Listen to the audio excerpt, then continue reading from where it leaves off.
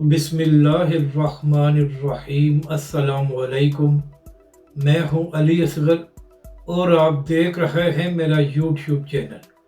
इरशाद भट्टी ने तहरीक इंसाफ की आदत की चित्रोल कर दी और तहरीक लब्बैक पाकिस्तान पर होने वाले जुल्म की हमायत करने वाले आज सब एक्सपोज हो गए। इस वीडियो में हम इसी के मुतालिक बात करेंगे, मगर इससे पहले नाज़रीन अकराम, अगर आपने अभी तक हमारे इस चैनल को सब्सक्राइब नहीं किया तो सब्सक्राइब कर लें ताकि आप हमारी मज़ीद वीडियोस को भी देख सकें। और अगर नाज़रीन अकराम आपको ये वीडियो अच्छी लगे तो इसे लाइक और शेयर ज़रूर करें और कमेंट्स के ज़रिए अपनी राय का भी इजहार करें। तो नाज़रीन अकराम, मामला ये है कि तहरीक इंसाफ का सबसे बड़ा मसला ये है कि ये हर बात पर इस कदर प्रोपगंडा करते हैं कि जब कोई हसास मामला भी होता है तो इनकी बात पर कोई भी यकीन नहीं करता। इसकी नाज़रीन कराम सबसे बड़ी मिसाल ये है कि जब डी चौक में इनके रहनुमा अपने कारकुन को छोड़कर भाग गए थे तो इस बात से तवज्जो हटाने के लिए अगले दिन ये खबर दी गई कि इमरान खान साहब तो अडियाला जेल में नहीं है और इमरान खान साहब को फौजी तहवील में दे दिया गया है। और फिर नाज़रीन कराम एक पूरा दिन सोशल मीडिया पर इसी बात पर प्रोपगंडा किया गया और अगले दिन ये बात साबित हो गई कि इमरान खान साहब अडियाला जेल में हैं और उनको फौजी तहवील में नहीं दिया गया। और फिर नाज़रीन कराम उसके बाद ये शोशा छोड़ा गया कि इमरान खान साहब के जेल सेल में मुबैना तौर पर ऐसी स्प्रे की गई है जिसकी वजह से इमरान खान साहब का जहनी तवाज़ुन भी बिगड़ सकता है और इमरान खान की जान को भी खतरा है। इसके साथ साथ ये भी कहा गया कि इस बात पर सोशल मीडिया पर बात की जाए और इंटरनेशनल मीडिया को भी इस बात से आगाह किया जाए कि इमरान खान की जान को खतरा है। मगर नाज़रीन कराम, आज बैरिस्टर गौहर और तहरीक इंसाफ के दीगर लोगों ने इमरान खान साहब के साथ मुलाकात की है और मुलाकात के बाद बैरिस्टर गौहर साहब ने कहा कि इमरान खान साहब मुकम्मल तौर पर फिट है और इमरान खान साहब हशाश बशाश है। यानी कि नाज़रीन कराम ये खबर भी झूठी फैलाई गई और प्रोपगंडा किया गया कि इमरान खान साहब की जान को खतरा है। यानी कि नाज़रीन कराम ये लोग अपने लीडर के नाम से ही झूठी खबरें फैलाकर प्रोपगंडा करते हैं। और फिर नाज़रीन कराम अब ये बात साबित हो गई है कि डी चौक में तहरीक इंसाफ के कारकुनों पर न सिर्फ गोलियां चलाई गई हैं बल्कि वहां पर तहरीक इंसाफ के कारकुन शहीद भी हुए हैं। मगर नाज़रीन कराम इस हसास मामले पर भी जिस तरह तहरीक इंसाफ के रहनुमाओं ने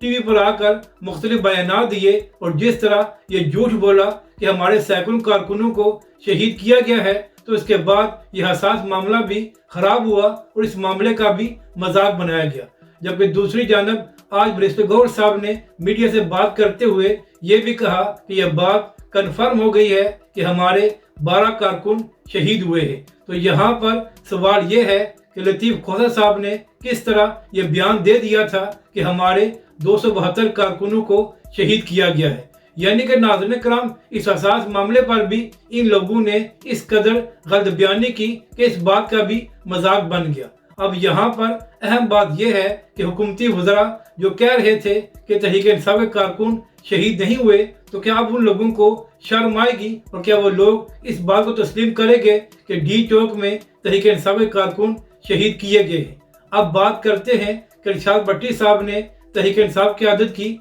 क्यों चित्रोल की है। तो नाज़रीन कराम, अगर आप 24 नवंबर से पहले के अली बिन गंडापुर साहब और तहरीक इंसाफ के दीगर लोगों के बयानात देखें तो आपको ये मालूम होगा कि इन लोगों ने ऐसा माहौल बनाया हुआ था कि चाहे कुछ भी हो जाए हमने इस्लामाबाद से वापस नहीं आना जब तक इमरान खान साहब रिहा ना हो जाए। और फिर इसी तरह बुशरा बीबी ने भी कारकुनों से खिताब करते हुए कहा था कि आप लोग मेरे साथ वादा करें कि जब तक इमरान खान साहब रिहा नहीं होंगे तो हम लोगों ने वापस नहीं आना। मगर नाज़रीन कराम जैसे ही डी चौक में तहरीक इंसाफ के कारकुनों के खिलाफ ऑपरेशन शुरू हुआ तो उसके बाद बुशरा बीबी और अली बिन गंडापुर साहब अपने कारकुनों को छोड़कर खुद खैबर पख्तूनख्वा में चले गए। तो इसी हवाले से आज मंसूर अली खान के प्रोग्राम में इरशाद भट्टी साहब ने बात करते हुए कहा कि जो तहरीक इंसाफ के लोग टीवी पर आकर बड़ी बड़ी बातें करते हैं, तो मेरा उनसे सवाल है कि आप लोग इस्लामाबाद प्रोटेस्ट में शामिल क्यों नहीं हुए, और जब آپ کے کارکنوں پر آپریشن ہو رہا تھا تو آپ لوگ اپنے کارکنوں کو چھوڑ کر کیوں بھاگ گئے؟ ناظرین کرام، ارشاد بٹی صاحب نے کہا کہ جب تحریک انصاف کے خلاف ڈی چوک میں آپریشن ہو رہا تھا تو اس وقت اسلام آباد میں اس قدر سختی تھی، تو پھر کیسے ہو سکتا ہے کہ علی بن گھنٹا پور صاحب اور بشا بی پولیس کو نظر نہیں آئے اور وہ وہاں سے چلے گئے؟ یعنی کہ ناظرین کرام، ارشاد بٹی صاحب نے یہ تاثر دینے کی کوشش کی کہ ان لوگوں نے فکس میچ کھیلا یا ان کے لیے راستہ کھولا گیا، جس کے بعد ان کے کارکنوں کے خلاف تو آپریشن ہوتا رہا مگر یہ لوگ خود خیبر پختونخوا چلے گئے۔ اب بات کرتے ہیں کہ تحریک لبیک پاکستان پر ظلم کرنے والے کس طرح ایکسپوز ہوئے ہیں۔ تو ناظرین کرام، یہاں پر اہم بات یہ ہے کہ جب عمران خان صاحب کی حکومت میں تحریک لبیک پاکستان زیر اعتاب تھی اور تحریک لبیک کے کارکن شہید اور زخمی ہو رہے تھے تو اس وقت بڑے بڑے صحافی اور اینکر خاموش تھے اور کسی کو بھی یہ نظر نہیں آ رہا تھا کہ تحریک لبیک پاکستان کے ساتھ کیا کیا جا رہا ہے۔ یہاں تک کہ ناظرین کرام، جب 40 سے زائد کارکن شہید ہونے کے بعد تحریک لبیک اور حکومت کے درمیان معاہدہ ہوا تھا تو اس کے بعد بھی بڑے بڑے صحافیوں کو اس بات پر تکلیف ہوئی تھی کہ تحریک لبیک کے ساتھ معاہدہ کیوں کیا گیا ہے۔ تو اب ناظرین کرام، وہی صحافی اور اینکر یہ کہہ رہے ہیں کہ ڈی چوک میں تحریک انصاف کے ساتھ بڑا ظلم کیا گیا ہے، تو جیسے ہی وہ لوگ یہ بات کرتے ہیں تو اس کے بعد تحریک لبیک کے کارکن ان کو جواب دیتے ہیں کہ آج تو آپ کو ظلم نظر آ رہا ہے، تو کیا وجہ ہے کہ جب عمران خان کی حکومت میں تحریک لبیک پاکستان پر ظلم ہو رہا تھا اور ان کے کارکنوں کو زخمی اور گرفتار کیا جا رہا تھا تو اس وقت آپ لوگ خاموش تھے؟ اسی طرح ناظرین کرام، آج کل عمران خان صاحب بھی یہ کہہ رہے ہیں کہ پی ٹی آئی کے ساتھ بڑا ظلم ہوا ہے، مگر ناظرین کرام،